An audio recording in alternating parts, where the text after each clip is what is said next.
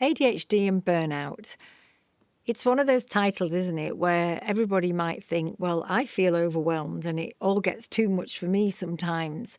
But for ADHD, because of that profile and the way in which the presentation is, that desire to fit in, that need to attend, but the energy that goes into that and that concentration, that fact that that hyperactivity mind is perhaps firing off in different directions and struggling to attend to the conversation in hand. So we might see lots of nodding and yesing and going along with it, but then the person might not have a clue about what the conversation was really about.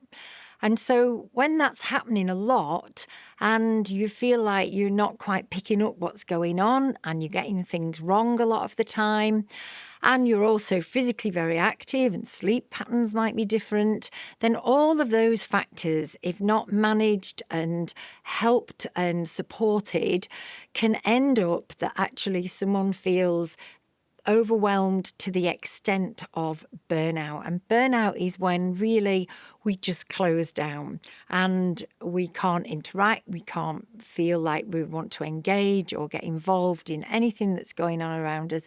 It's all too much to a real extent. And I know a young man who is absolutely in that situation at the moment, and his mum is so concerned because he's even struggling to come out of his room. And actually, he told me that he's been here before when he was about 11. He really struggled at that point to go to school and didn't want to come out of his room and was finding things really difficult and was in what we perhaps term as a burnout phase in his life. And again, I think he appreciates now he's 17 and he appreciates that actually had he kind of accessed some of the support mechanisms that can be in place along the way, then we can prevent getting to that point of burnout.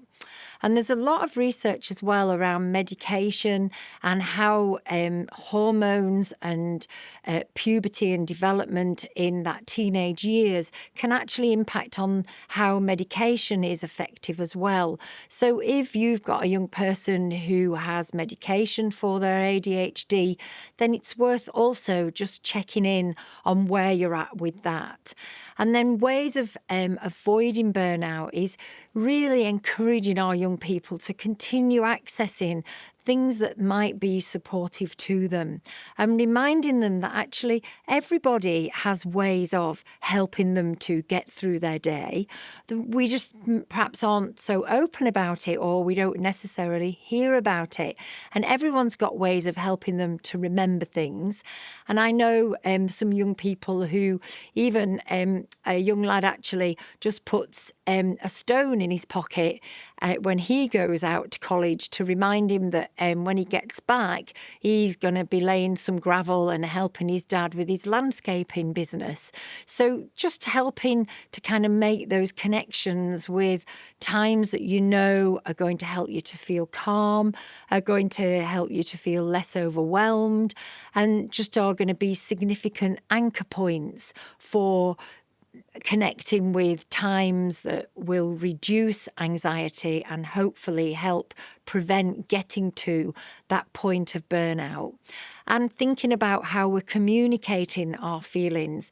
Many people on a neurodiverse spectrum have what we call alexithymia, and so have a real difficulty, a diagnosed difficulty in sharing their emotions, not just sharing them in terms of telling other people how they're feeling, but also in relating and connecting, internalizing those interoception skills of internalizing those feelings and recognizing that you're actually getting to the point where you've had enough and what to do with it. And if you're the kind of person with ADHD that's the sort of entertainer and the conversation starter and the energizer of a group, then there's almost an expectation for that to be your personality, and you're sort of trying to live up to that, then actually that can create a burnout situation as well. So just helping our young people, walking alongside, being hand in hand, being connected, being aware of where you're seeing some of those behavioural changes, and then making sure that there are things in place that can help with calmness and with a sort of, quieting down and an opportunity for de-escalating and reducing anxiety in whatever way works. For me, the very worst thing would be told to go to my room and be quiet. I'd need to jump on my bike and do a nice 20-mile energetic bike ride and feel a lot better for it. So it's finding what works for you and engaging with that that's really important in terms of managing and hopefully preventing that ADHD burnout.